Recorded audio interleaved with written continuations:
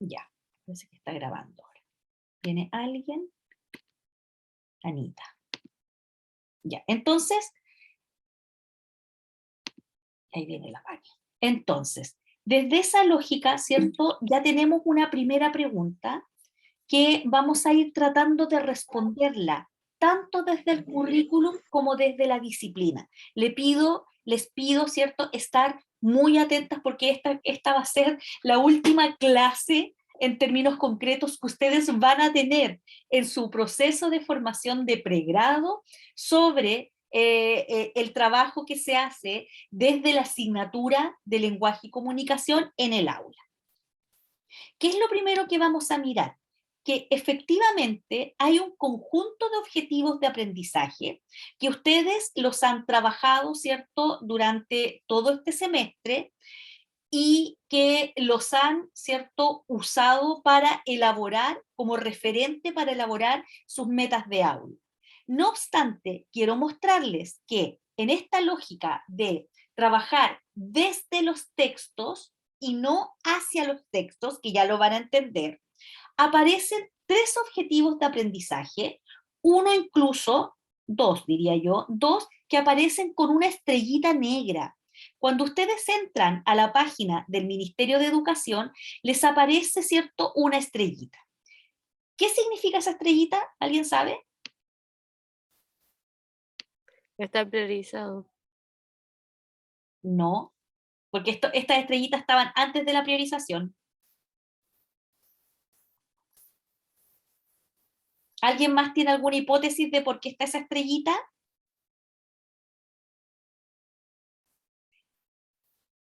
Ahí alguien puso un comentario en el chat. No, no es que estén priorizados, no es que, de hecho, estos son los que desaparecieron en la priorización curricular.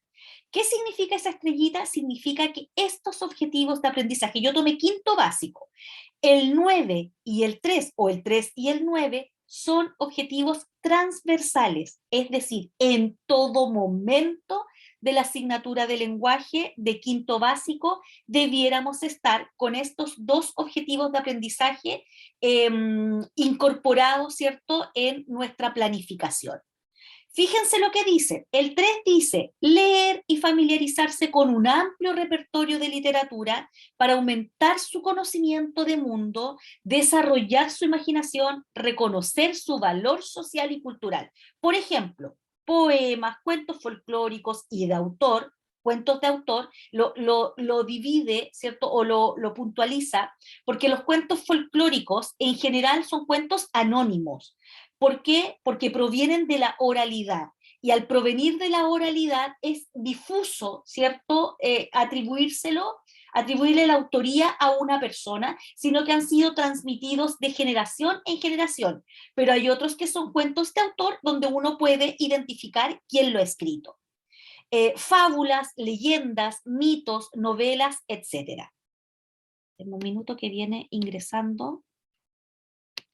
Ahí parecía como que alguien quería entrar. Ya, entonces, y el OA9 dice desarrollar el gusto por la lectura leyendo habitualmente diversos tipos de texto. Entonces, fíjense ustedes el tenor de estos dos OA que tienen que ver con procesos que están ligados íntimamente a nuestro trabajo en el aula como profesores de lenguaje. O sea, siempre tenemos que estar leyendo de todo tipo de textos, dice el OA9, y además debemos leer esos textos con un propósito, familiarizarse, ¿cierto?, con este amplio repertorio, aumentar nuestro conocimiento de mundo, desarrollar la imaginación, el gusto por leer distintos tipos de texto.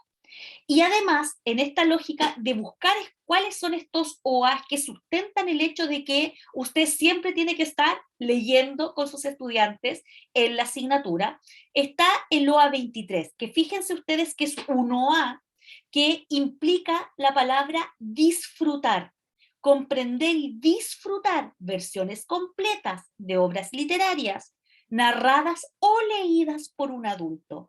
Y aquí es donde aparece el valor, en quinto básico, de que usted como profe le lea a sus estudiantes. tiene que leer a sus estudiantes, porque hay un objetivo que apela a eso. ¿Para qué les leo? Para que ellos comprendan, pero también para que gocen, ¿cierto? Experimenten el gozo lector de leer buenos textos elegidos como, mira que lo vuelvo a mencionar, cuentos folclóricos de autor, mitos, leyendas, capítulos de novela. Por ejemplo, este OA debiera estar en la planificación cada vez que nosotros pensamos en el plan lector. Porque si el plan lector no lo posicionamos como una posibilidad de disfrutar de una buena historia, en realidad se convierte, ¿cierto?, en una lata y una tortura para los estudiantes a todo nivel.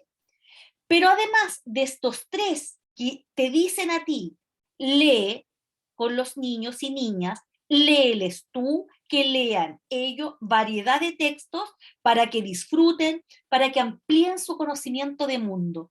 ¿Qué quiere decir ampliar su conocimiento de mundo? ¿Qué creen ustedes? A lo mejor elaboren una respuesta en este minuto. ¿A qué se refiere ampliar su conocimiento del mundo? Desarrollar la imaginación. O sea, si la literatura no nos permite desarrollar la imaginación, en realidad, ¿cierto? Hemos como un poco perdido esta batalla. Pero fíjense que además aparecen dos objetivos de aprendizaje de los muchos que hay que yo he seleccionado. El OA4, que efectivamente te dice, también podemos analizar aspectos relevantes de las narraciones leídas. ¿Con qué propósito? Con el propósito, ¿cierto?, de fomentar o contribuir a la comprensión.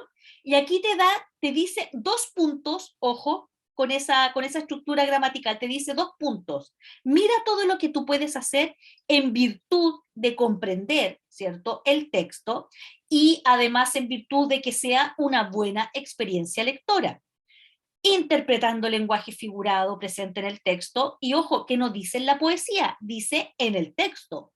O sea, podemos pensar que los textos literarios en general, ¿cierto? En los textos literarios en general podemos encontrar, ¿cierto?, figuras literarias, expresando opiniones sobre las actitudes y acciones de los personajes, fundamentándolas con ejemplos del texto. Es decir, mira, esto que yo estoy diciendo, esta opinión que yo tengo, ¿cierto?, se relaciona con lo que hizo determinado personaje en una parte específica del texto que estamos leyendo, determinando las consecuencias de hechos o acciones, describiendo el ambiente y costumbres representadas en el texto, explicando las características físicas y psicológicas de los personajes relevantes, comparando textos de autores diferentes y justificando su preferencia por alguno. Pero fíjate que una de las cosas más relevantes de este OA es que no te dice, no te da un listado de cosas que tú tienes que ver. Ese listado en realidad lo construimos nosotros los profesores. Cuando decimos, mira, vamos a ver, personaje principal, secundario y terciario. Puedes usar otras categorías, por ejemplo, personajes terciarios. Puedes hablar de narradores. ¿Cuántos narradores hay?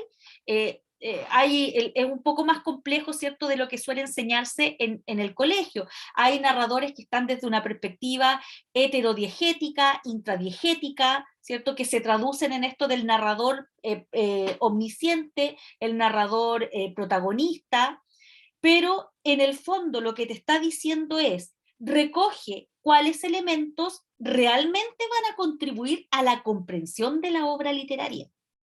Si no contribuyen a la comprensión de la obra literaria, ¿cierto? No es que no sirva que tú los veas, sino que progresivamente uno podría pensar en que va complejizando la comprensión, el conocimiento y la discusión desde y sobre la obra literaria con estos elementos. Y aquí hay otro OA, ahí salió, hay otro OA, que es el OA 6, que fíjate lo que dice, leer independientemente. ¿Qué significa leer independientemente? Significa que tanto podemos leerle nosotros para que ellos disfruten una obra literaria, como tenemos que hacer que ellos lean por sí mismos. Y yo he observado que generalmente los profesores y las profesoras terminan usando la estrategia de lectura conjunta y los estudiantes leen en grupo, pero muy pocas veces vuelven solos sobre los textos. Y lo hacemos por varios motivos, porque la lectura de ellos no es fluida, porque creemos que necesitamos andamiar mucho la lectura y por tanto la hacemos en grupo, pero fíjate que uno como lector, tú como lectora y lector y yo como lectora, sabemos que en algún momento necesitamos volver solo sobre los textos, porque solo volviendo sobre los textos es que podemos, ¿cierto?, meternos en aquello que estamos, o en la tarea que estamos realizando. ¿Qué cosas tienen que leer? Mira la variedad: cartas, biografías, relatos históricos, libros, artículos, noticias. Nuevamente, el OA6 repite esta formulación para ampliar su conocimiento de mundo, para formarse una opinión.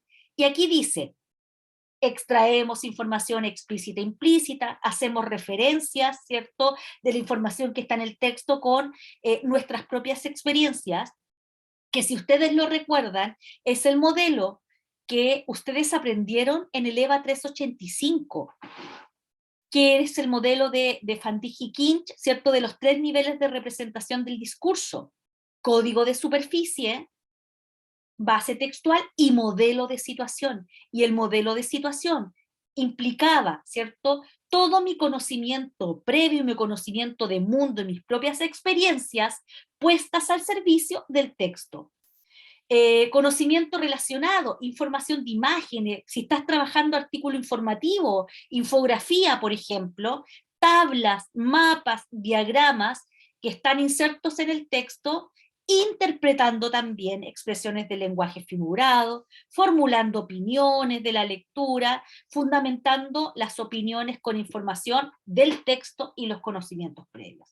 Entonces, fíjate que en estos 5 OAS que están acá, tenemos una posibilidad súper flexible de aproximarnos a los textos.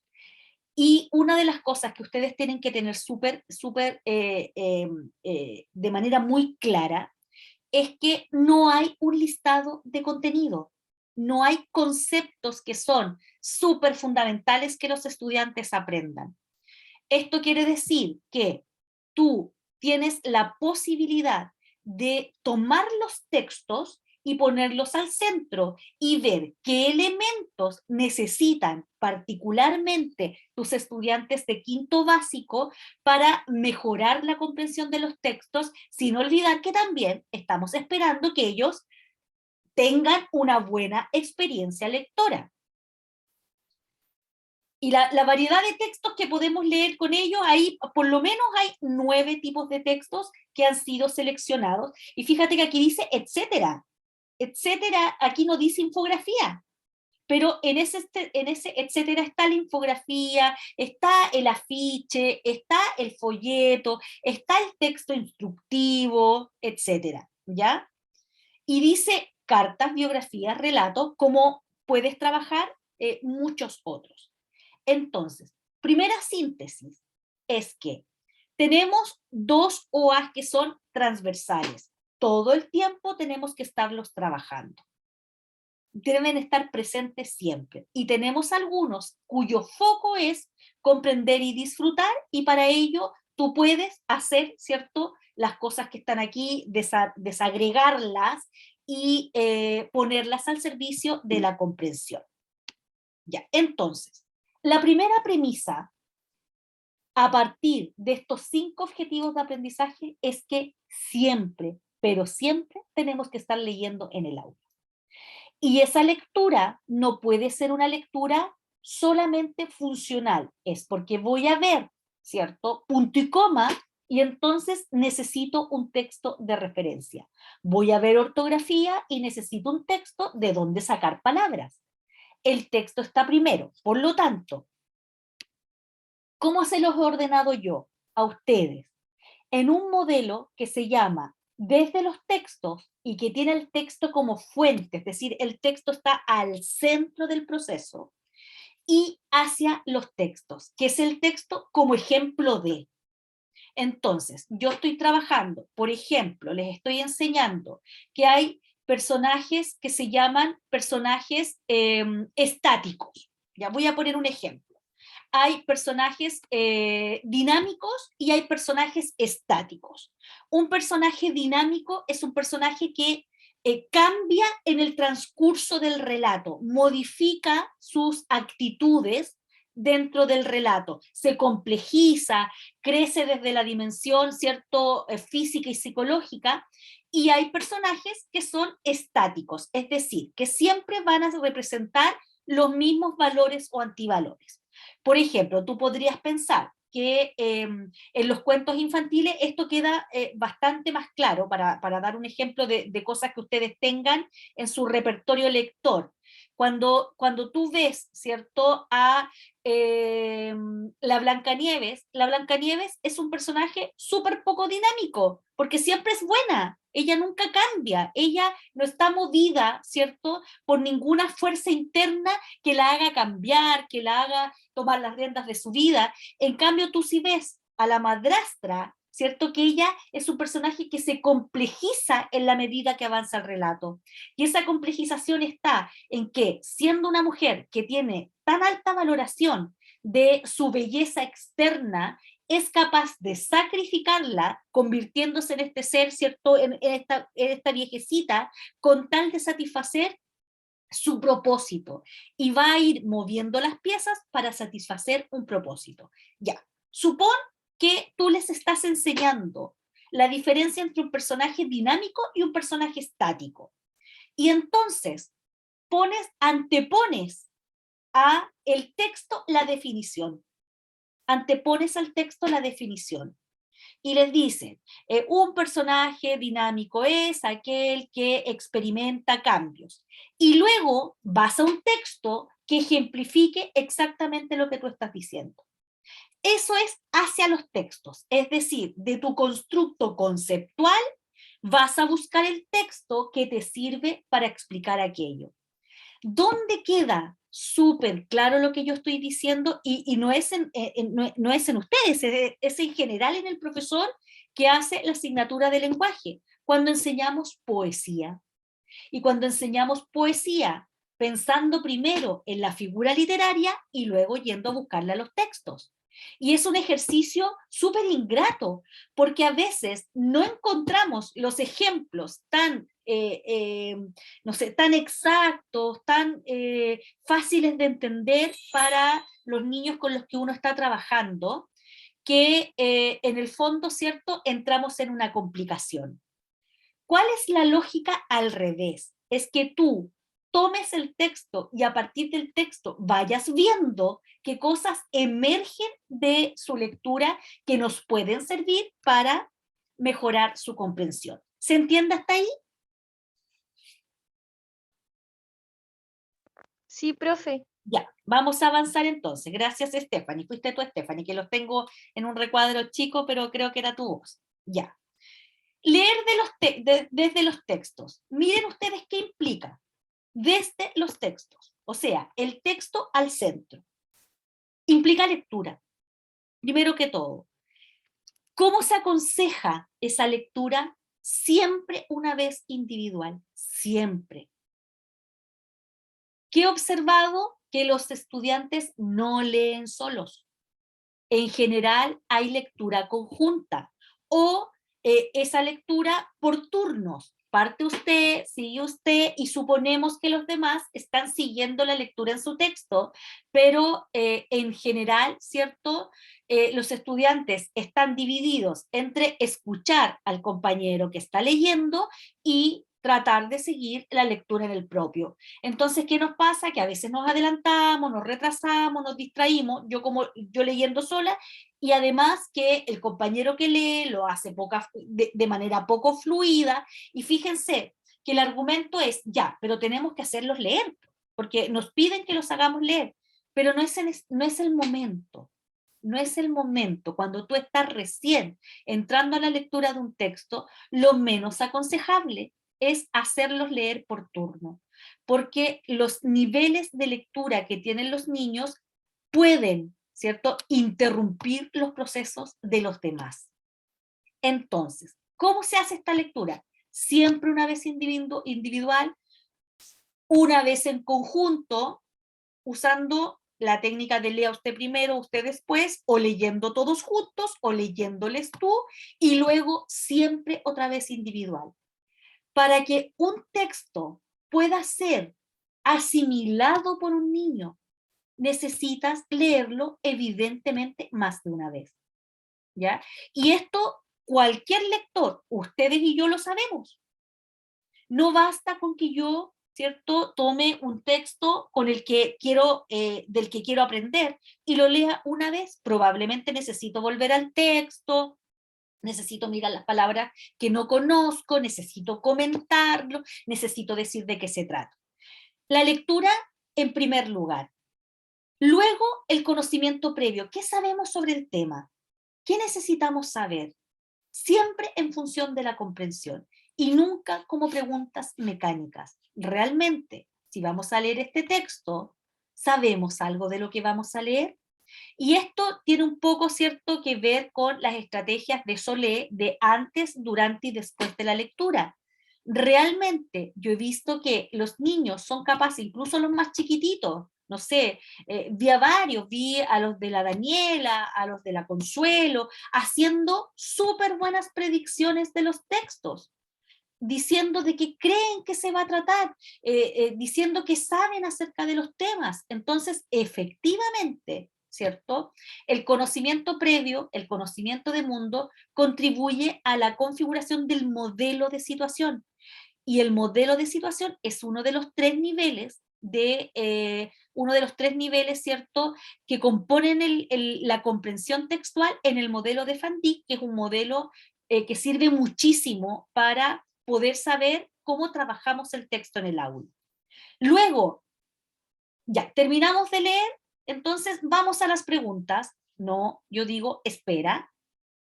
Si el texto está ahí, tú lo elegiste, revisaste el libro completo que les llegó al colegio, buscando ese poema, esa lectura, buscándoles la noticia, buscándoles el artículo informativo, no puedes no detenerte en el texto. Y entonces aquí está, fíjense ustedes, OA3 y OA9, aquí, valorar la lectura por sí misma, sin un objetivo funcional, al menos no aún. Y entonces aquí yo les pido que ustedes recuerden a Solé. Solé establece una categoría, varias categorías de propósitos de la lectura. A veces leemos solo para disfrutar, para tener una experiencia estética, literaria. A veces leemos para aprender. A veces leemos para obtener información. A veces leemos para saber más. Entonces, la lectura, dentro de esa gama de propósitos, el leer para poder tener la experiencia lectora de decir, oye, pero qué interesante el texto, ¿qué les pareció esta noticia? No puede desaparecer y no se puede invisibilizar, porque entonces nos pasamos al modelo que viene, que es leer hacia los textos. Tengo acá un paquete de preguntas y conceptos que yo quiero que ustedes vayan a buscar dónde está específicamente esto en los textos. Por ejemplo, si les estoy enseñando noticia, ¿dónde está el lead? El lead, que es este primer párrafo, ¿cierto? Que es una suerte como de síntesis de la noticia, el lead. Y entonces voy al lead, no importa lo que el lead diga, pero he logrado que ellos lo identifiquen. Acá no, acá tenemos lectura, conocimiento, disfrutar, comentarlo. Denme un minuto que voy a tener mi celular abierto porque me apareció un mensaje de internet inestable. Si se me llegara a caer, me vuelvo a conectar a través del teléfono. Ya, y luego, si tú quieres y lo consideras pertinente, ¿qué características tiene esta lectura o este texto? Las que sean necesarias, no todas, no todas. Solo las indispensables en función de la comprensión. ¿Cuándo necesitamos, por ejemplo, que los niños sepan qué es una metáfora? ¿Lo necesitamos para que comprenda el texto o necesitamos enseñar? ¿Ah? o necesitamos enseñarles la metáfora para que la vayan a buscar al texto. ¿Ya? La superestructura. Hay un micrófono abierto. Estaba cancelado el taxi. Déjenme. La que se come los elefantes. Decía lo mismo. La Xiomara, profe, tiene el micrófono. Ya la silencié. Xiomara, estabas con el micrófono abierto, te silencié. Perdón, profe. Y tranquila, ya la silencié. Ya, entonces, continúo. La superestructura. Esta es la estructura de una infografía. Solo si vamos a compararla, por ejemplo, con otro texto o vamos a producir una infografía. En el otro modelo, el leer hacia los textos, lo que se hace habitualmente es que ponemos las características al principio. Habitualmente mucho contenido conceptual, más allá del pertinente, foco en el aprendizaje conceptual. Tienes que aprenderte estas 10 figuras literarias y saber sus definiciones. No obstante, esto no necesariamente está puesto en aspectos discursivos indispensables. Por ejemplo, esto siempre pasa con la receta. La receta es un texto prototípicamente escolar. Siempre la estamos viendo porque la vemos en los textos instructivos. Y la vemos a nivel habitualmente superestructural. Es decir, mira, esta es una noticia, la noticia tiene una primera parte que son los ingredientes y en una segunda parte donde está, ¿cierto?, la preparación. Vamos a hacer una receta. Y generalmente nos pasamos desde esta mirada de la superestructura hacia, ¿cierto?, el escribir una receta o hacer una receta de cocadas. ¿Qué es lo que dice acá? Claro, pero esas características del texto a veces, ¿cierto?, no es que sean irrelevantes, pero no son las que más contribuyen a la comprensión. Yo siempre digo, la receta es un texto ideal para trabajar marcadores textuales de la gramática interna de la receta y elementos ortográficos que les son propios. Por ejemplo, la receta te permite a ti enseñarles a los estudiantes el modo indicativo en tiempo futuro, que los verbos del modo indicativo en tiempo futuro indican una orden o mandato. Y entonces vamos al texto y vamos a marcar todos los verbos que indican mandato. Pero ojo, que puede que en esta receta no estén en tiempo futuro, sino que estén en infinitivo. Y fíjate que los elementos ortográficos que están presentes en la receta son la viñeta, que es este guioncito, ¿cierto?, que casi nunca tenemos oportunidad de enseñárselos. Dos oportunidades hay, la receta y cuando estamos hablando de narrador omnisciente que narra en estilo directo, ¿ya? Pero fíjate que eso que yo les estoy diciendo es súper conceptual y yo puedo hacer una clase completa acerca de, ¿cierto?, las características de la receta y estoy anteponiendo sus características, las cosas que están allí presentes, por sobre el texto mismo. En este modelo, leer hacia los textos, aparece la superestructura. Foco en la silueta del texto. Esto es, ¿cierto?,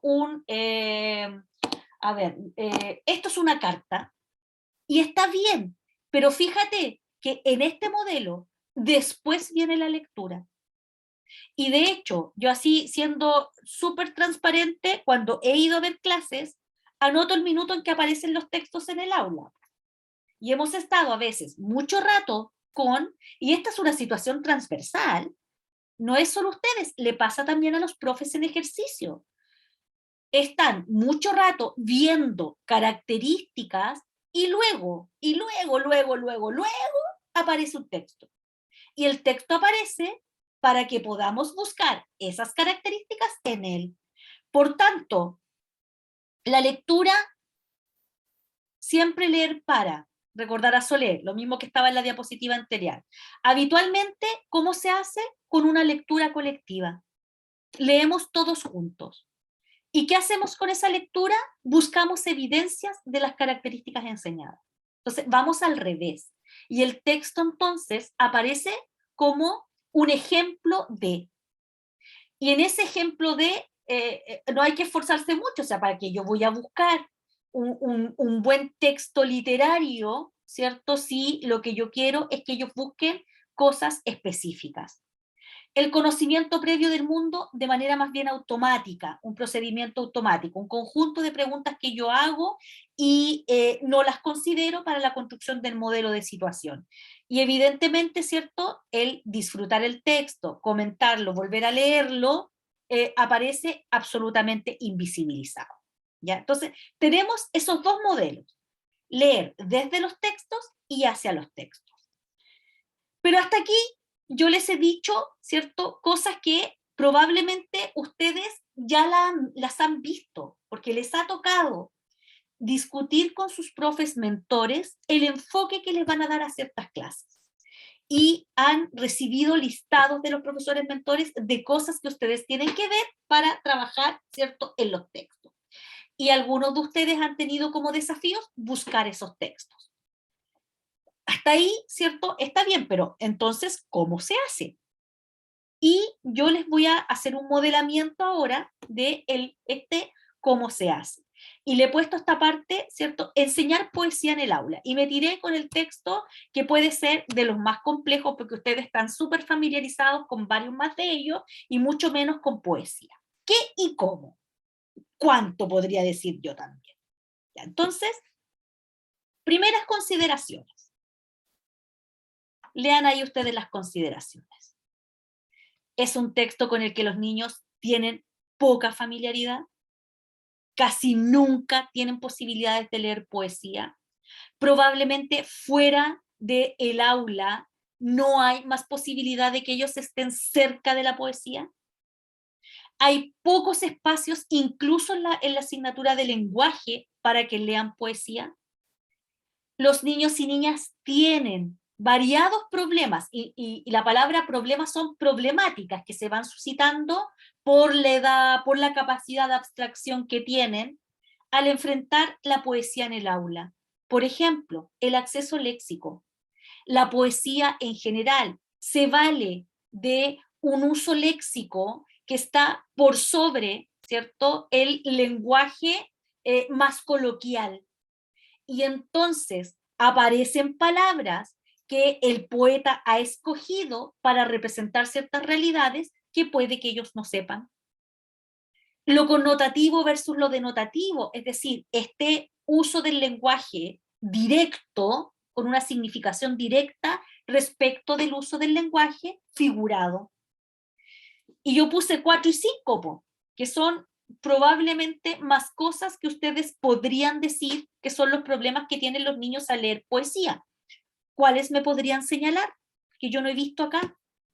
¿Qué otras cosas ocurren cuando vemos poesía con ellos y con ellas? ¿Qué otras cosas? Díganme.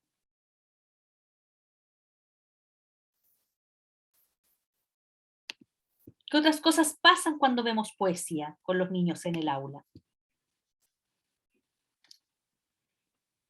¿Profe? ¿Sí, Javi? No sé cómo decirlo bien, pero cuando yo vi poesía hace como un año atrás con un curso, ellos como que no le encontraban sentido. Así como, pero ¿para qué veo poesía si yo no uso la poesía en mi vida diaria? Yo Ya, no la ocupo. No está en lo que hablo ni en lo que escribo, entonces como claro, que no tenía un objetivo, un contexto. ya. Súper buena la observación. ¿Por qué los niños le dirían a la Javiera, ¿para qué nos sirve la poesía en el fondo? ¿Quién tiene alguna hipótesis al respecto?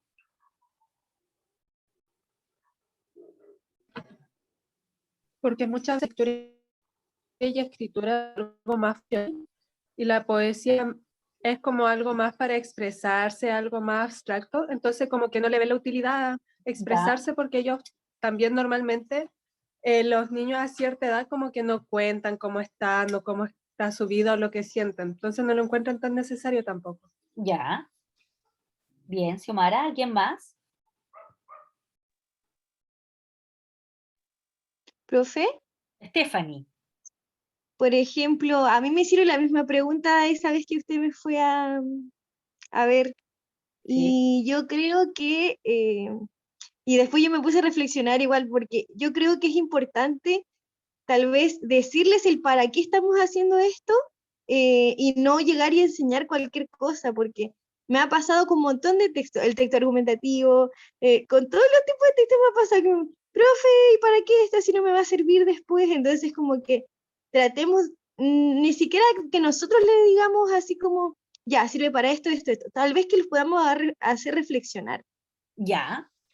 Mira, tres cosas se han señalado acá. La Javi nos dio un ejemplo, ¿cierto? Que es probable que, como vimos en otras aulas, aparece la misma interrogante. ¿Y para qué es esto?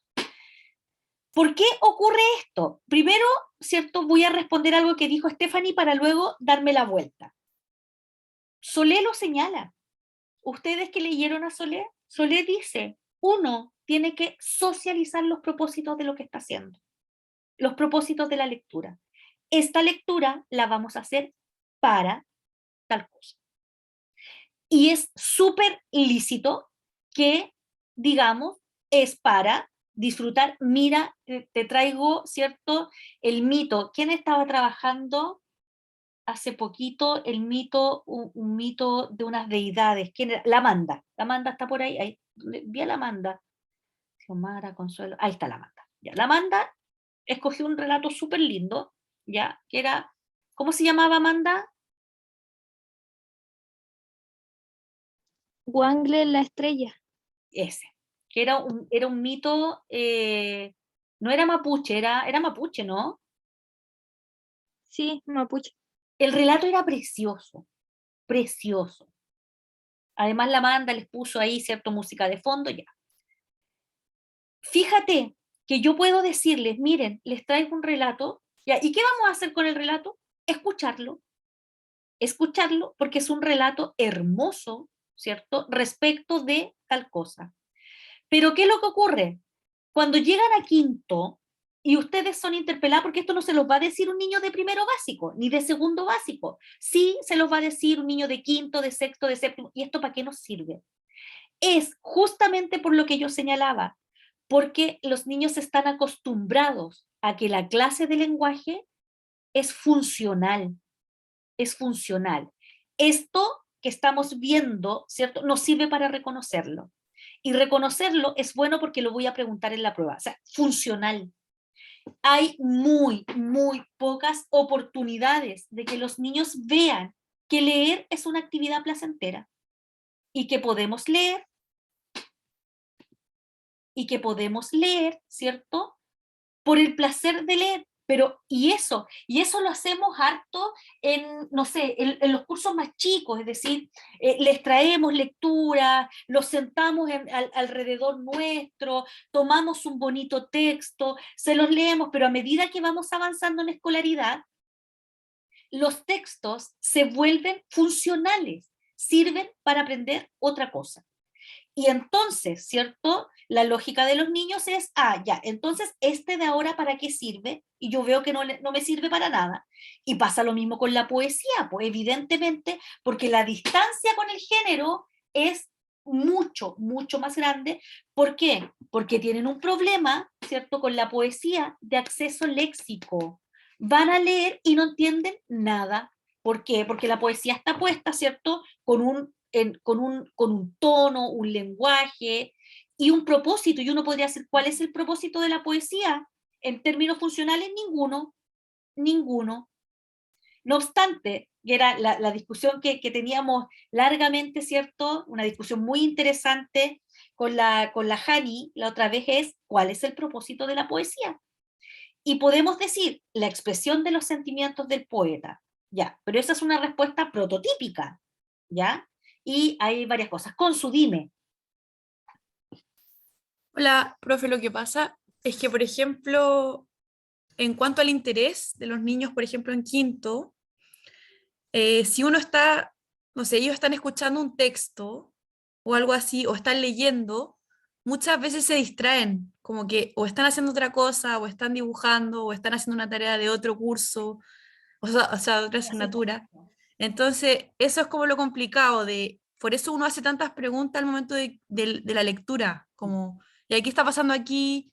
Como hace preguntas para que los niños estén ahí, porque si no, no están en otra cosa. En cambio, los de segundo básico Él le está contando como una película, tan felices. Sí, tienes toda la razón, pero a lo que yo me refiero es que yo no estoy criticando las preguntas, yo creo que las preguntas tienen que estar presentes. Es más, para si alguna les interesa, hay un estudioso de la literatura infantil, nos cayó la Vania y viene de vuelta, que se llama Aidan Chambers, que trabaja las preguntas que les podemos hacer a los niños. Y de hecho, él dice, hoy día en la mañana lo estuve releyendo pensando en cómo lo metía en algún momento en la clase, en el taller de hoy día, y a propósito de lo que me dice la Consuelo, lo voy a poner. Entonces dice, mira, una de las cosas que podemos cambiar respecto a las preguntas es la lógica del dime tú, ¿ya? Entonces, en vez de preguntarle, ¿qué crees tú? Es cámbialo por esta lógica de dime qué crees. Dime qué crees. Y él establece preguntas que son generales, preguntas focalizadas, preguntas para el tipo reflexivo. Las preguntas están bien.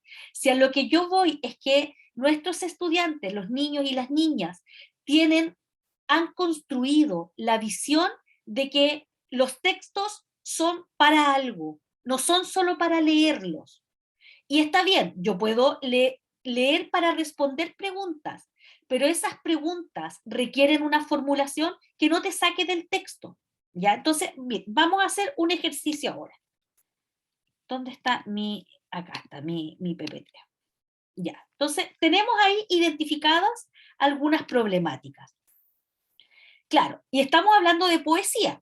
Entonces, en las siguientes láminas están mezcladas. Está mezclado el ejercicio con algunas notas mentales que yo les voy dejando, que son las cosas que ustedes tienen que manejar como profesores que van a trabajar poesía en el aula. Hay problemas para enfrentar los propósitos de estos textos. Ya dijimos, los niños dicen, esto no me sirve, esto no tiene nada que ver con mi vida, yo no voy a usar la poesía más que fuera del el espacio escolar. Ya, pero el espacio escolar es un espacio súper importante, por lo tanto, sí los vamos a usar en el espacio escolar. Pero esta lógica es porque en el imaginario de los niños, en la clase de lenguaje se lee para ciertas cosas. Se lee para buscar conceptos, se lee para buscar palabras y luego ir a buscar su significado en el diccionario, ¿ya? Lo primero que tú tienes que saber cuando vas a enseñar poesía es que la poesía se relaciona con las funciones del lenguaje. Esto yo se lo explicaba a alguien el otro día, ¿cierto? Y esas funciones del lenguaje, una estudiante en el Comprensión y Producción de Textos 2, me decía, profesora, es que a mí el otro día mi sobrina me pidió que yo estudiara con ella, típico, ¿cierto?, de estudiante para ser profe, que siempre les piden ayuda, y ella no podía entender la diferencia, fíjense ustedes, entre el afiche y, ¿qué es lo que era? El afiche y, no me acuerdo cuál era el otro tipo de texto. Y me dijo, yo no supe cómo explicarle la diferencia entre estos dos tipos de texto. Entonces, lo primero que tú tienes que saber como profe es que los textos se relacionan con lo que se denomina funciones del lenguaje. Aquí, en esta imagen, hay 3 de 6. Espérense que hay alguien que... El Freddy. Como que se les va cayendo la conexión y se van reconectando. Entonces, ahí se volvió a unir Freddy. Ya, entonces, fíjate que hay 6 funciones del lenguaje. Está la metalingüística, está la informativa, la apelativa, la expresiva, la conativa, ¿ya? La fática. Pero eso no nos vamos a meter en detalle ahora. Yo solo quiero que veas que las funciones del lenguaje, es decir, para qué usamos el lenguaje, se relaciona con la transmisión de tipos de información. Y desde esa lógica hay una función que se llama informativa, que tiene que ver con la función que cumple, por ejemplo, las noticias, los cuentos y las novelas. Y tú dices, ay, pero las novelas están metidas en un mismo casillero con las noticias. Claro, porque te cuentan algo, te informan de algo, te narran algo.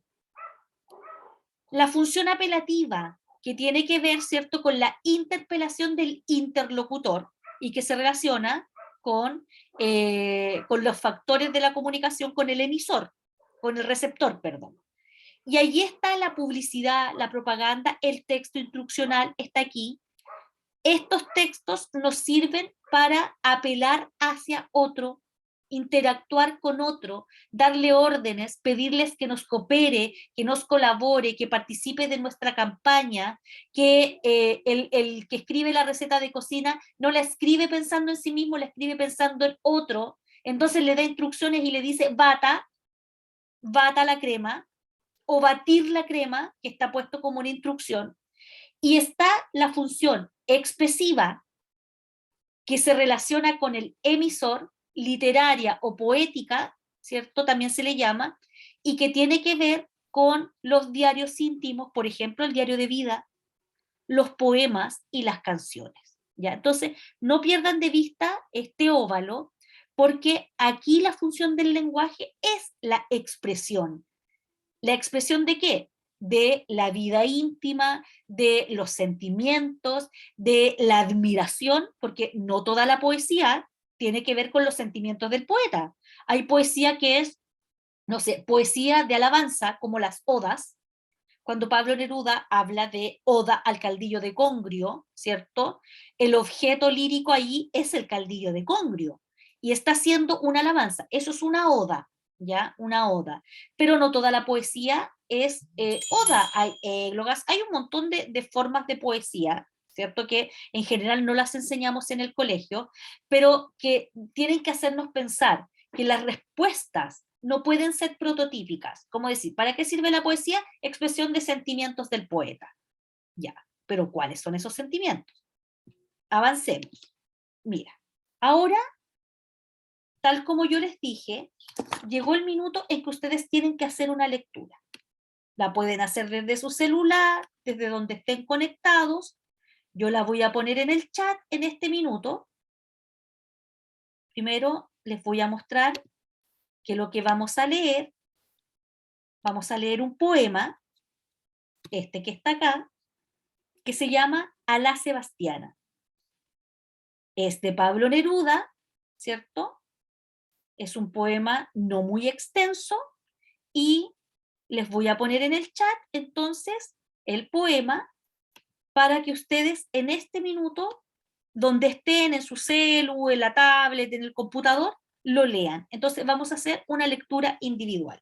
¿Cuánto les puede tomar esto? 2 minutos de reloj. Lo leen con holgura. Lo voy a poner acá y en este momento quiero que todos y todas vayan a leer, porque vamos a usar el poema y tienen que leer. Lectura individual.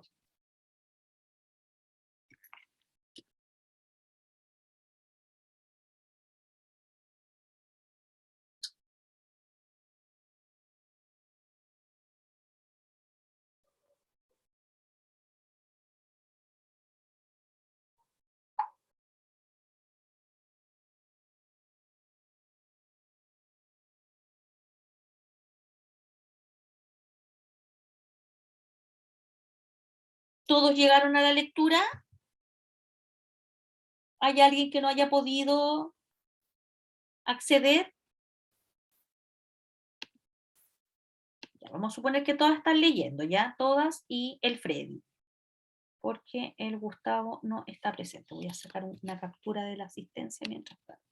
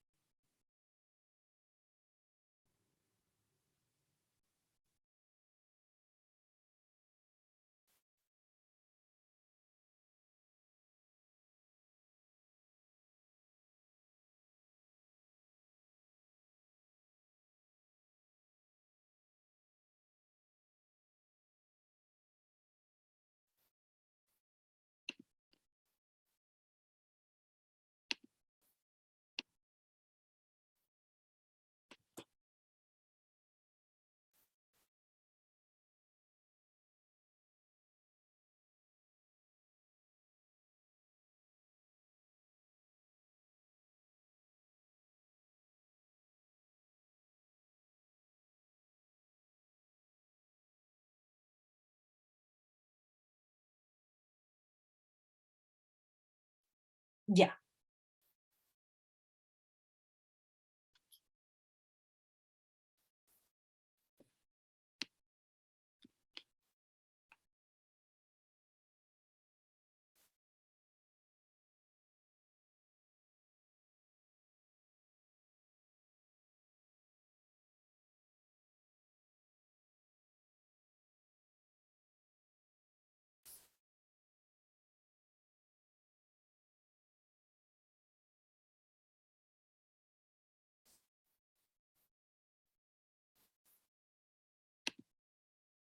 Cuando vayan terminando, vayan levantando la mano, por favor, para saber quiénes están leyendo.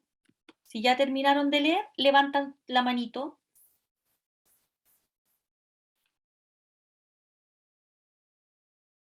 Muy bien.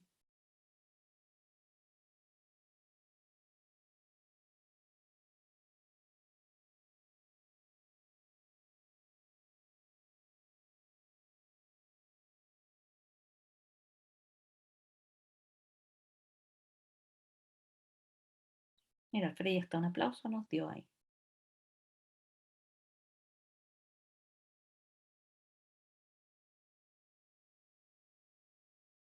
Casi estamos, casi estamos. La Nancy.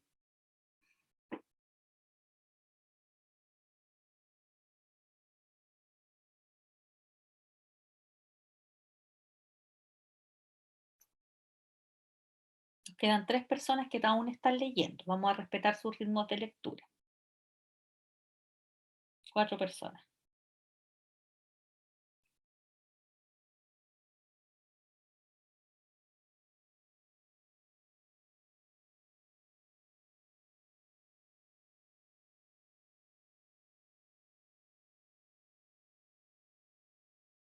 Vamos a esperar que termine Freddy de leer. Profe, ya terminé. Ah, ya. Super Freddy. Ya. Gracias por avisarme.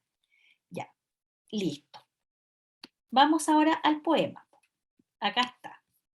Era una lectura individual. Vamos por una cuestión de tiempo, ¿cierto?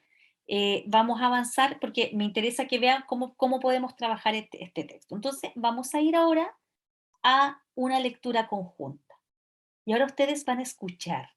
Pueden seguir la lectura, pero es difícil porque ojalá lo hubiéramos tenido en papel, que es lo ideal. Siempre, siempre, siempre es preferible tener las lecturas a mano, que nuestros estudiantes las tengan ahí disponibles. Yo construí la casa, la hice primero de aire, luego subí en el aire la bandera y la dejé colgada del firmamento, de la estrella, de la claridad y de la oscuridad. Cemento, hierro, vidrio eran la fábula. Valían más que el trigo y como el oro. Había que buscar y que vender, y así llegó un camión. Bajaron sacos y más sacos. La torre se agarró a la tierra dura. Pero no basta, dijo el constructor. Falta cemento, vidrio, fierro, puertas, y no dormí en la noche. Pero crecían las ventanas, y con poco, con pegarle al papel y trabajar, y arremeterle con rodilla y hombro, iba a crecer hasta llegar a ser, hasta poder mirar por la ventana. Y parecía que con tanto saco pudiera tener techo, y subiría y se agarrara al fin de la bandera que aún colgaba del cielo de sus colores. Me dediqué a las puertas más baratas, a las que habían muerto y habían sido echadas de sus casas, puertas sin muro, rotas, amontonadas en demoliciones, puertas ya sin memoria, sin recuerdo de llave. Y yo dije, venid a mí, puertas perdidas, os daré casa y muro y mano que golpea. Oscilaréis de nuevo abriendo el alma, custodiaréis el sueño de Matilde, con vuestras alas que volaron tanto. Pero crecían las ventanas. Ahí voy a la página siguiente. Está repetido ahí. Entonces la pintura también llegó también lamiendo las paredes, las vistió de celeste y de rosado para que se pusieran a bailar.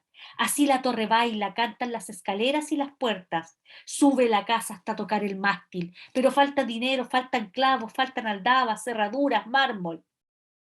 Sin embargo, la casa sigue subiendo y algo pasa, un latido circula en sus arterias. Es tal vez un serrucho que navega como un pez en el agua de los sueños, o un martillo que pica como alevoso cóndor carpintero, las tablas del pinar que pisaremos. Algo pasa y la vida continúa. La casa crece y habla, se sostiene en sus pies, tiene ropa colgada en un andamio y como por el mar la primavera, nadando como naya de marina, besa la arena de Valparaíso. Ya no pensemos más, esta es la casa. Ya todo lo que falta será azul, lo que necesita es florecer y eso es trabajo de la primavera. Ya. Ahí tenemos ese poema, ya no se baja su manito, baño, no importa, ya. Ahí tenemos ese poema, ya. Entonces, imagínate que tú estás en la sala de clases y estás leyendo este poema y dices, oye, el poema es súper difícil, pero espérate, el poema habla de una casa, ¿cierto? Ya. Vamos a mirar qué trabajo podemos hacer con un poema como este. Leamos y pensemos. Entonces, en este minuto, los niños vuelven, si es necesario, a leer el poema. Una tercera lectura. Ya lo leyeron solos, ya se los leíste tú y escuchaste. Ahora volvemos a leer el poema. Súper necesario, súper necesario. Yo por una cuestión de tiempo no voy a hacer que ustedes vuelvan al poema, pero en este momento requeriríamos que ustedes volvieran a leer. Y me traigo aquí unos versos. Yo construí la casa, la hice primero de aire, luego subí en el aire la bandera y la dejé colgada del firmamento, de la estrella, de la claridad y la oscuridad.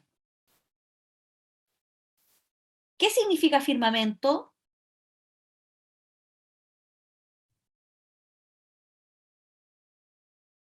¿Alguien Es sabe? como algo, ¿Constelaciones o no?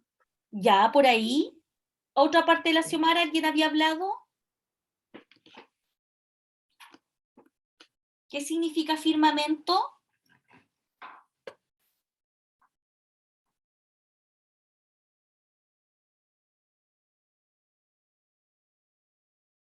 Ya, pues tuvieron tiempo para buscar. Busquen qué significa firmamento. A ver, aquí nos llegó correo. Tengo el micrófono malo, pero era como lo mismo que Xiomara. Ya, la Xiomara dijo constelaciones. Necesito un sinónimo. Google ¿Como dice espacio? que es un espacio infinito. Espacio infinito, ya. ¿Alguien más? Necesito otro sinónimo.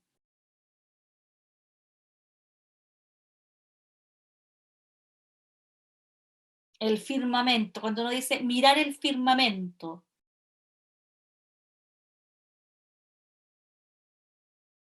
Ya, miremos el texto, dice, y la dejé colgada del firmamento, de la estrella, de la claridad y de la oscuridad.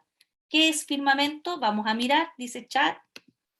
Cielo, cielo, sí, el cielo, ¿ya? La hice primero de aire, luego subí en el aire la bandera, la subió en el aire la bandera.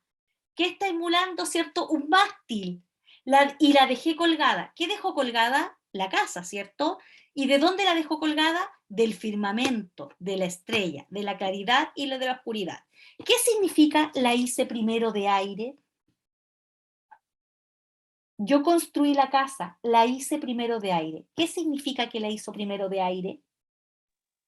Profe, como que la imaginó, la Ya, construyó con su imaginación. la construyó en su imaginación. Muy bien, muy bien. ¿Por qué la casa quedó colgada del firmamento? Entonces necesitábamos saber lo que era firmamento. ¿Por qué la casa quedó colgada del firmamento? ¿Qué se les ocurre que puede significar que la casa quedó colgada del firmamento?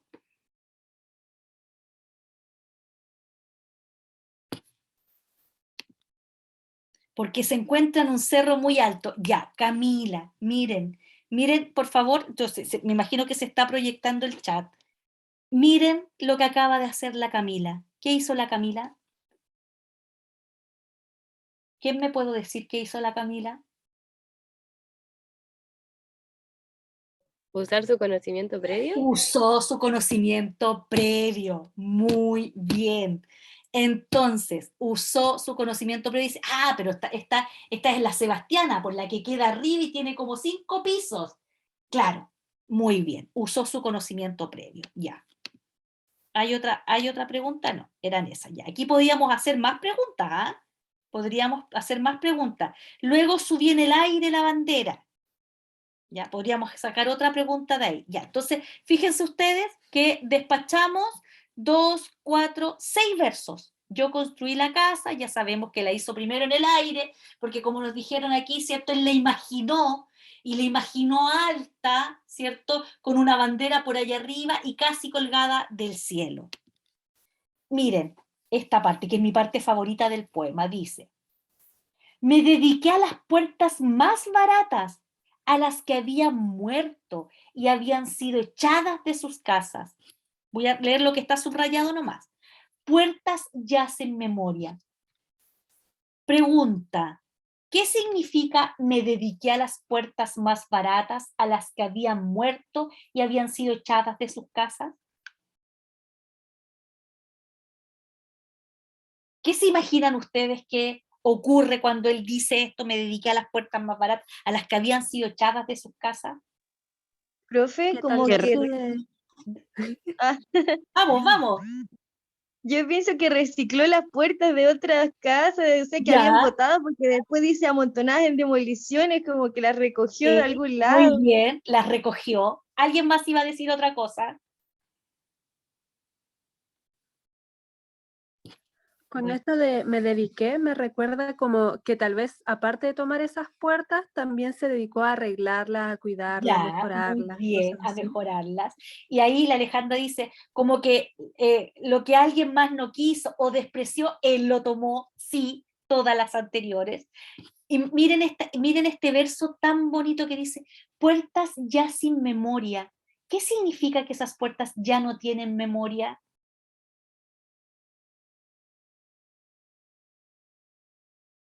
Puertas sin memoria. Y abajo dice, sin recuerdo de llave. Como que ya no Que ya- pertenecen a nada más. Ya no pertenecen a nadie más. Muy bien. ¿Alguien más iba a decir otra cosa? Y separa el Era poema. algo similar. Dígame. No, como que ya nadie las recuerda porque ya no se ocupan o como ya no están los recuerdos de esa casa Sí. a la que pertenecía esa puerta. Sí, exactamente, exactamente. Y después dice, y yo dije, venid a mí, puertas perdidas, os daré casi muro y mano que golpea. Oscilaréis de nuevo abriendo el alma. ¿Qué significa oscilar? Oscilaréis de nuevo abriendo el alma. ¿Qué significa oscilar? ¿No es como ese vaivén? Sí, muy bien. Se van a volver a, es el movimiento que hace la puerta, ¿cierto? Hacia adelante y hacia atrás. Oscilaréis de nuevo abriendo el alma. Custodiaréis el sueño de Matilde. ¿Quién será Matilde? Su pareja. Su pareja. ¿Quién contestó eso?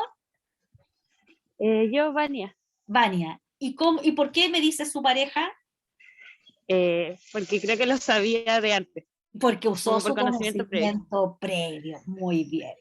Fíjate que recién aquí, cuando dice, venid a mí, puertas perdidas, aparece una voz que está hablando. ¿Sí o no? ¿Sí o no? Yo digo, yo, venid a mí. Entonces alguien está hablando y recién aquí te aparece la necesidad de darle un concepto a esa voz.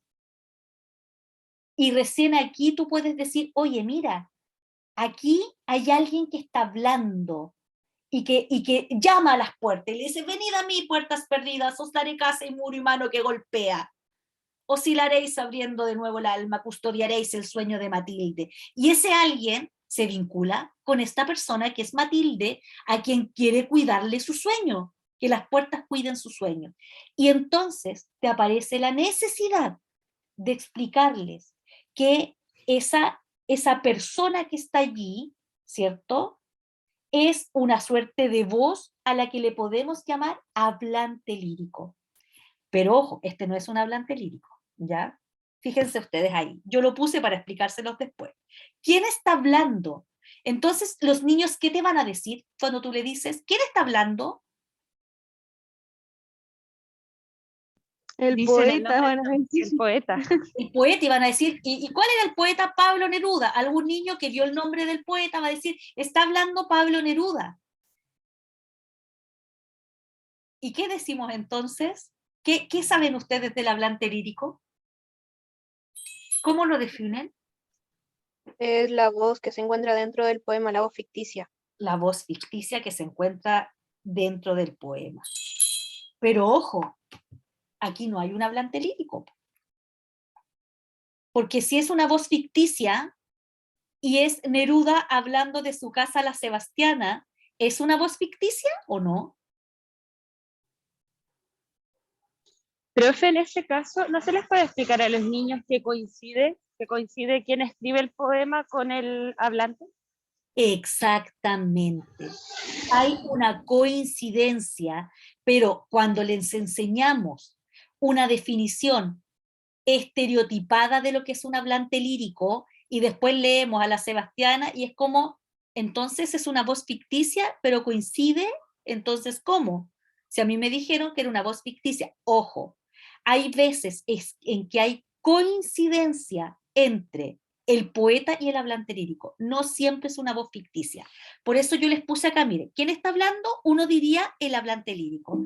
Pero fíjate que yo aquí hice un paréntesis. Generalmente se pregunta con, ¿quién manifiesta sus emociones en este poema? Entonces nosotros ahí muchas veces tenemos recién la necesidad de explicarles el concepto de hablante lírico. Aquí aparece por necesidad. Esto es leer desde el texto.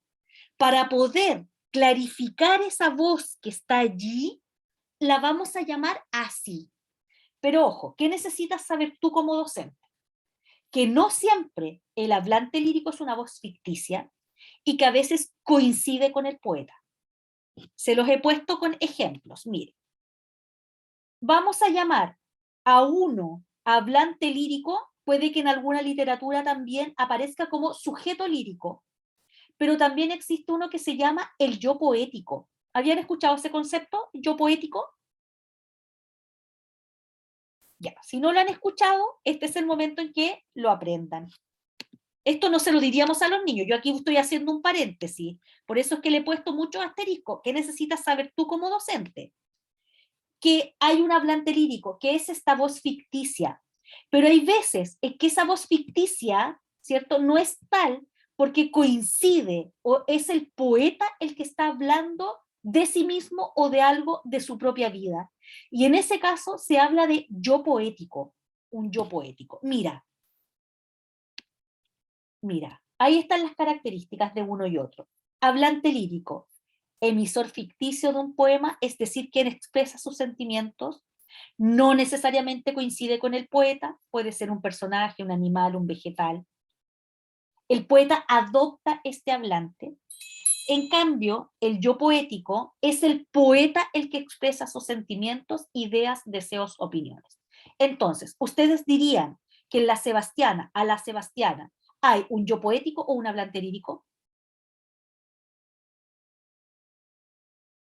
Un yo poético. Hay un yo poético, hay coincidencia. ¿Cuándo hay coincidencia? Yo te pongo aquí los ejemplos. Mira, esto es hablante lírico. Aquí tienes un poema que, ¿quién usó este poema, Obrerito? Lo vi en una planificación. Alguien usó este poema, El Obrerito.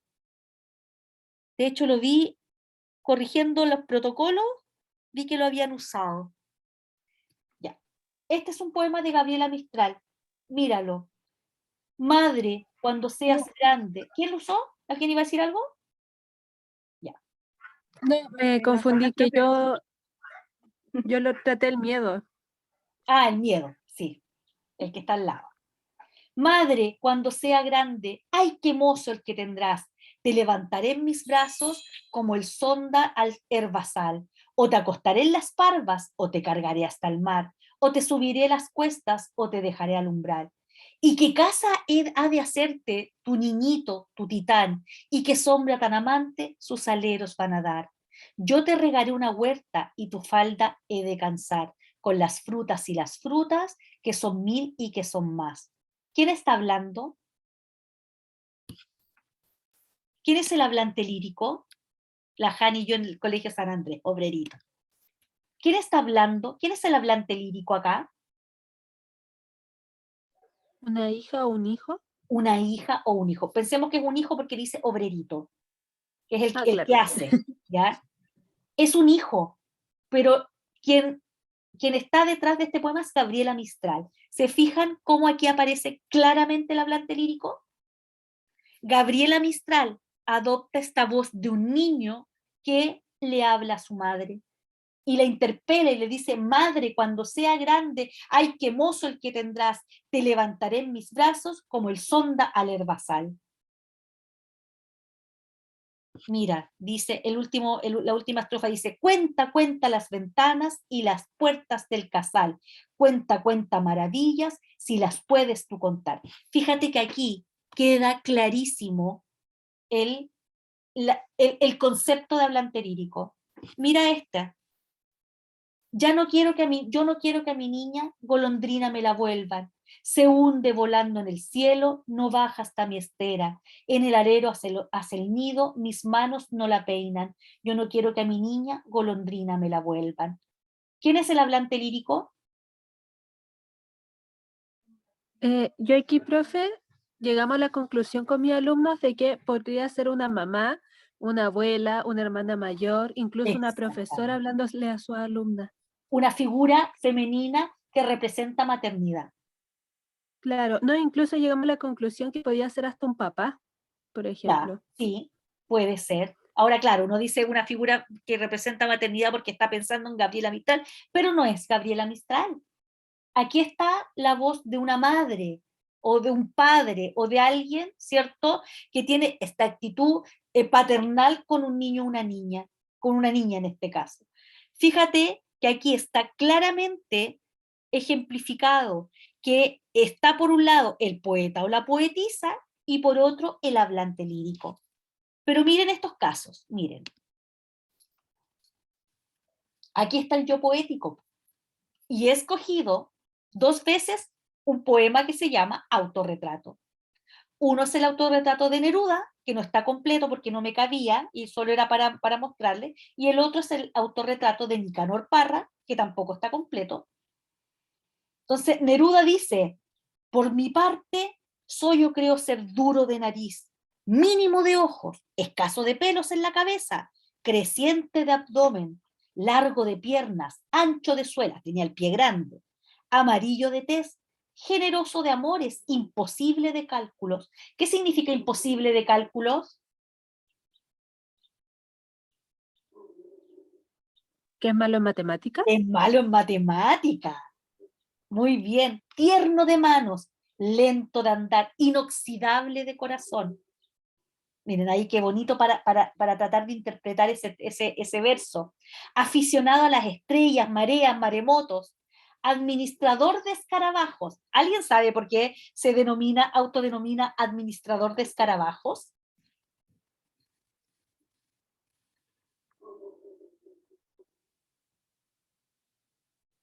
Es solo conocimiento previo. Cuando Neruda era chico y todavía era Neftalí Reyes Basualto, un niño que fue criado en el sur, él se metía en la selva valdiviana, vivía por ahí y coleccionaba escarabajos, bichitos en tarros. Por eso dice aficionado, dice administrador de escarabajos, caminante de arenas, torpe de instituciones, chileno a perpetuidad, amigo de mis amigos, mudo de enemigos.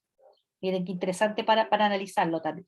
Entrometido entre pájaros, mal educado en casa, tímido en los salones, arrepentido sin objeto, horrendo administrador, navegante de boca y yerbatero de la tinta. Miren lo que dice Nicanor Parra de sí mismo. Este era profesor, pues, Nicanor Parra. Considerad, muchachos, este gabán de fraile mendicante. Soy profesor en un liceo oscuro. He perdido la voz haciendo clase. Después de todo nada, hago 40 horas semanales. ¿Qué les dice mi cara bofeteada? ¿Verdad que inspira lástima mirarme? ¿Y qué les sugieren estos zapatos de cura que envejecieron sin arte ni parte? En materia de ojos, a 3 metros no reconozco ni a mi propia madre. ¿Qué me sucede? Nada. Me los he arruinado haciendo clases, la mala luz, el sol, la venenosa luna miserable. ¿Y todo para qué? Para ganar un pan imperdonable, duro como la cara del burgués y con olor y con sabor a sangre. ¿Para qué hemos nacido como hombres si nos dan una muerte de animales? No está completo. Este es el yo poético. ¿Ven la diferencia? ¿Cómo coincide el poeta con el texto poético? ¿Estamos claros hasta ahí? Ya. Voy a suponer que sí, porque esto es redondito. Ya, listo. Estábamos aquí. Ya, estábamos aquí, ¿cierto? Yo hice un paréntesis para explicarles que uno tiene que tener mucho cuidado cuando usa un concepto como hablante lírico, ¿cierto? Sí, pues es eso mismo, es como un no sean profe. Sí, pues es como un no sean profe. Y de hecho, el poema es más largo, el autorretrato, y dice muchas más cosas. ¿Ya? Ya, entonces estábamos aquí, ¿cierto? Estábamos mirando el poema y estábamos viendo los versos, qué significaban estos versos para hacernos imágenes mentales. Y aquí entonces cuando dice, venid a mí, ahí estamos, y dice, oye, mira, ¿quién está hablando acá? Y ahí aparece la necesidad de decirles, oye, mira, en general podemos usar el concepto de hablante lírico, pero resulta que, y ahí usted ve cómo lo explica si es que surge la necesidad. Ya, seguimos. Volvemos a nuestro poema, ¿cierto? Ya, entonces ahí todas las manos levantadas de los niños en la sala queriendo decir cosas. Pero fíjate que entonces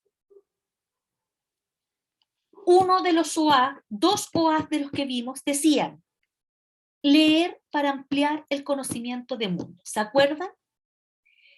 Y la necesidad que tenemos de comprender este poema en este minuto nos hace, ¿cierto?, tener que detenernos a hacer eso que el OA dice, ampliar su conocimiento de mundo. Que hayamos escogido un poema de Pablo Neruda o de quien sea, nos obliga, ¿cierto?, a ampliar el conocimiento del mundo de los niños y decirle, oye, ¿has escuchado hablar de Neruda? ¿Ya? Fíjense que yo les puse aquí una imagen. Yo podría hacer una clase completa con estas 4 imágenes. Mira, esta es la Sebastiana. Fíjate que es una casa que tiene muchos pisos. Está construida, ¿cierto?, arriba de un cerro en Valparaíso. Y además del cerro, además de que el cerro es alto, la casa está encumbrada en el cerro. Y fíjate que él le escribe a su casa. ¿Es normal que les escribamos a nuestras casas? A lo mejor la casa es como el último tema en el que uno pensaría para escribir un poema, ¿cierto? Pero fíjate que a él le encantaba construir casas. Y aquí aparece, ¿cierto?, Neruda, el Neruda, ¿cierto?, constructor de casas. Y aquí está la Chascona, fíjate que tenía una casa que está en Santiago que se llamaba la Chascona. Esta es la casa más emblemática de Neruda, que es Isla Negra. Está en la negra. Isla Negra, que está ahí frente al mar. Esta es la Sebastiana, esta es una escultura de Neruda mirando el mar, porque él dice en una parte del poema, miren, voy a volver atrás, él dice en una parte del poema, acá, no, lo dice en su autorretrato, no alcancé a poner esa parte, dice que es navegante, no alcanzó a salir acá, es navegante de boca, que es navegante de boca, porque él le encanta el mar, pero mirarlo, ¿cierto? Entonces construye sus casas mirando al mar y como si fueran barcos, pero él no quiere estar en el mar. Por eso se dice, soy navegante de boca, ¿ya? Entonces, acá yo aprovecho de ampliar el conocimiento del mundo. Esta casa, fíjate que se llama la Sebastiana, porque el constructor de la casa se llamaba Sebastián Collao. Y en honor a él, ¿cierto?, a este hombre que le construyó esta casa que es como un barco hacia arriba, ¿cierto?, con estos miradores, la llama la Sebastiana. Y cómo la fueron construyendo, entonces a ti te queda claro, si llegaron clavos, cemento, aldabas, pero faltan y faltan más cosas, y la casa sube y crece y crece y crece, ¿ya? Entonces aquí tú aprovechas de mostrarles a tus niños y niñas el mundo. Y además que puede que haya alguno que haya ido a visitar una casa, que sepa dónde está Isla Negra, etc. ¿Ya? Y mira, es tanto el amor que Neruda tenía por sus casas, que en el Canto General, que es uno de sus textos, ciertos más aclamados, tiene un poema que se llama Disposiciones, y dice: compañeros, enterradme en Isla Negra, frente al mar que conozco, a cada área rugosa de piedras y de olas que mis ojos perdidos no volverán a ver. Cada día de océano me trajo niebla o puros derrumbes de turquesa. ¿Qué es lo que es un derrumbe de turquesa? O simple extensión, agua rectilínea invariable. ¿Qué es lo que son derrumbes de turquesa y agua rectilínea invariable? No, no son lágrimas, pero Las olas del mar y el las mar olas del quieto. mar, ¿cierto? Las olas grandes, en relación con, o simple extensión, agua rectilínea, el agua calmadita, lo que Claro. pedí, el espacio que devoró mi frente. Y mira, yo además busqué ayer, ¿cierto? Y encontré en el diario, encontré en un diario de la época, cuando se publica el Canto General y dice el titular del diario: compañeros, enterradme en Isla Negra. Entonces, claro, yo por una cuestión de tiempo, yo podría estar con este poema 3 clases. Y en una clase estaríamos viendo a Neruda, su obra, sus casas, lo que hay en Isla Negra, ¿cierto? Las anécdotas de Neruda, etcétera, ¿ya? Entonces, ampliar su conocimiento de mundo. Ya. Volvamos al poema ahora. ¿Cuáles son los sentimientos ahora? Que siempre que hemos dicho que la poesía es expresión de sentimientos, entonces vamos a preguntarnos por eso. ¿Cuáles son los sentimientos del yo poético? En este caso, si usted estuviera trabajando con otro poema, ¿cierto? Hablante lírico. Y fíjate que yo les di posibilidades de sentimientos que está experimentando este Neruda en este yo poético. Yo puse felicidad, preocupación, entusiasmo, y saqué versos, miren: así la torre baila, cantan las escaleras y las puertas, sube la casa hasta tocar el mástil. Tomé distintos estrofas. Ya no pensemos más, esta es la casa, ya todo lo que falta será azul, lo que ya necesitas florecer, y eso es trabajo de la primavera. Y aquí puse esta: falta dinero, faltan clavos, faltan aldabas, cerradura, mármol. Y esta otra: sin embargo la casa sigue subiendo y algo pasa, un latido que circula en sus arterias. Y yo les digo, fíjense ustedes, que no es un único y puro sentimiento. O sea, no podemos decir cuál es el sentimiento que puedo decir que predomina en el poema, pero hay más de un sentimiento. ¿En cuáles de estos textos hay felicidad? ¿En cuáles dirían que hay felicidad?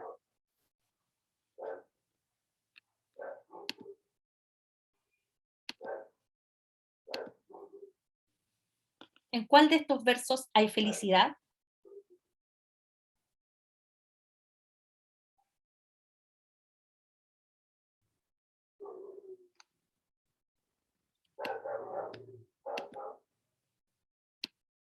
Vamos, ¿en cuál hay felicidad? ¿Puede ser en el primero? En el primero, muy bien. Mira, así la torre baila, es como una fiesta. Cantan las escaleras y las puertas, sube la casa hasta tocar el mástil, pura felicidad. ¿En cuál ustedes dirían que hay preocupación? Dice, pero falta dinero, faltan Sí, clavos. muy bien. Ahí entonces mira cómo transita por estados de ánimo, ¿cierto? Dice, está súper feliz la casa, pero falta esto. Ya, ahí. Preocupación. ¿En cuál ustedes dirían que hay entusiasmo? Es así como, lo logramos o lo vamos a lograr. ¿Dónde? El de ya no pensemos más, esta es la casa. Ya no pensemos más. Muy bien. Esta es la casa. Fíjate que lo que hemos hecho es mostrarles que el texto poético es un texto que nos mueve a emociones y que puede ser una emoción predominante de tristeza absoluta, pero pueden ser distintas emociones que van atravesando, ¿cierto?, el poema. Y fíjate que aquí el ejercicio que hemos hecho no responde a una lectura lineal del poema, no hay una lectura lineal, pero fíjate que como poco a poco, nos vamos familiarizando con el texto poético, porque lo hemos leído desde una u otra perspectiva. ¿Qué necesitas tú como profe para saber? Las actitudes líricas. ¿Ya? 3 actitudes: enunciativa, apostrófica, carmínica o de la canción. Súper importante, no voy a tener tiempo para detenerme en eso, pero queda puesto ahí como ¿cómo se llama? Una nota mental. Ya. Ahora, fíjate que todavía no hemos trabajado figuras literarias, solo trabajamos hablante lírico o yo poético. Vamos a hacer el siguiente ejercicio. A este le vamos a llamar momento de imágenes mentales. Momento de imágenes mentales. La poesía está hecha, ¿cierto?, para despertar en nosotros imágenes mentales. Fíjate que yo puse una niña ahí cerrando los ojos y digo, mira, ¿cómo yo trabajaría esta parte? Transferencia de registro semiótico. ¿Se acuerdan de esto? Transferencia de registro semiótico. Podemos dibujar las imágenes que se nos vienen a la cabeza. ¿Cómo te lo imaginas? ¿Lo puedes dibujar? ¿Dibujar a partir de un poema? ¡Qué raro! Mira cómo se da perfecto este poema para que dibujemos. Mira. Así la torre baila, cantan las escaleras y las puertas. Cierra los ojos e imagínate esa imagen. Así la torre baila, cantan las escaleras y las puertas. Podríamos dibujarlo, ¿no? Mira este, es tal vez, dice, sin embargo la casa sigue subiendo y algo pasa, un latido circula en sus arterias. Y yo subrayo acá, es tal vez un serrucho que navega como un pez en el agua de los sueños, o un martillo que pica como alevoso cóndor carpintero las tablas del pinar que pisaremos.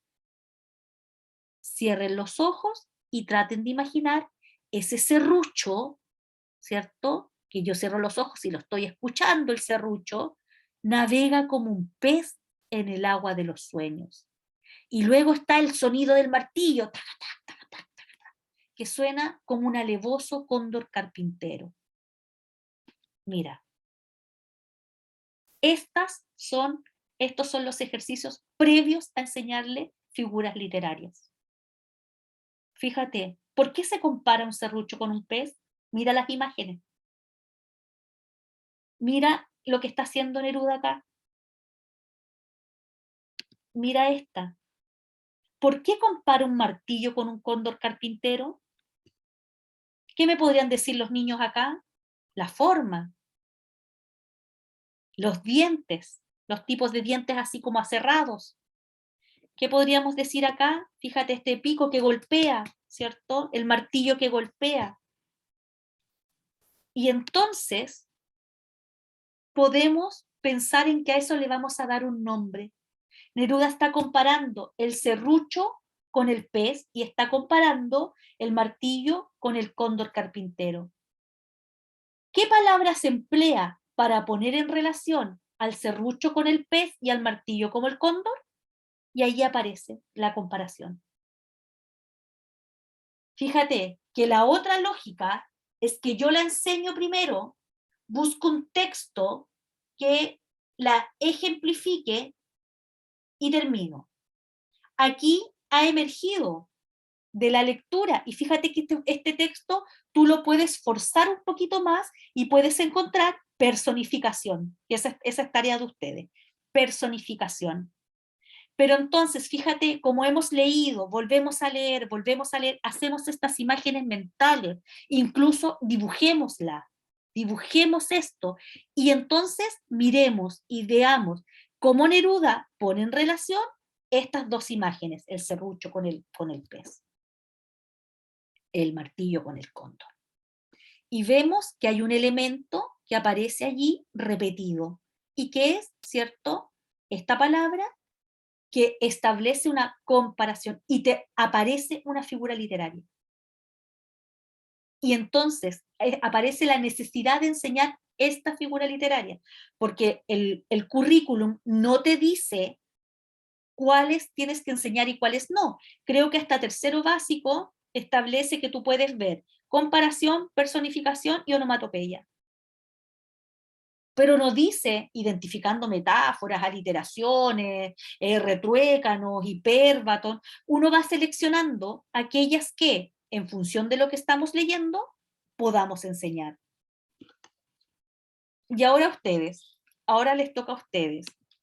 Mira, yo les dejo, ¿cierto?, como taller lo siguiente. Ustedes tienen que volver al poema y llenar esta tablita. Esta tablita dice, ¿dónde en el poema hay personificación? Se los voy a volver a poner el poema. ¿Dónde hay personificación? Aquí. ¿Dónde ven una personificación? La casa crece y habla. La casa crece y habla. Muy bien, ya. ¿Cuál dirían Profe. ustedes? Dígame. Ah, no, que iba a decir cuando cantan las escaleras. Cuando igual, ¿no? cantan las escaleras, muy bien. Y la pintura que lame las paredes, pues. Llegó la pintura lamiendo las paredes, ¿cierto? Ya, muy bien. Entonces, yo les dejo dos cosas para que ustedes me digan cómo las trabajarían desde el poema. La primera es cómo harían este mismo ejercicio que yo hice con la comparación, pero con la personificación. Es decir, voy a buscarme algunos versos, ¿cierto? Hago que los niños hagan un ejercicio de mirar, de imaginar y decir, a ver, ¿se imaginan cómo la casa baila o cómo las escaleras cantan? ¿Cómo se vería eso, cierto? Lo podríamos dibujar, podríamos, no sé, hacer una ilustración. Les he traído el poema y en el poema a los lados ellos pueden pintar, ¿cierto? Y dos que son ya más propias de lo disciplinar, es el motivo lírico y objeto lírico, ¿ya? Recuerden que el motivo lírico es, ¿cierto?, fundamentalmente de qué se trata el poema. Y aquí está súper clarito. Y el objeto lírico es sobre qué trata el poema. Entonces, acá yo podría poner de qué trata y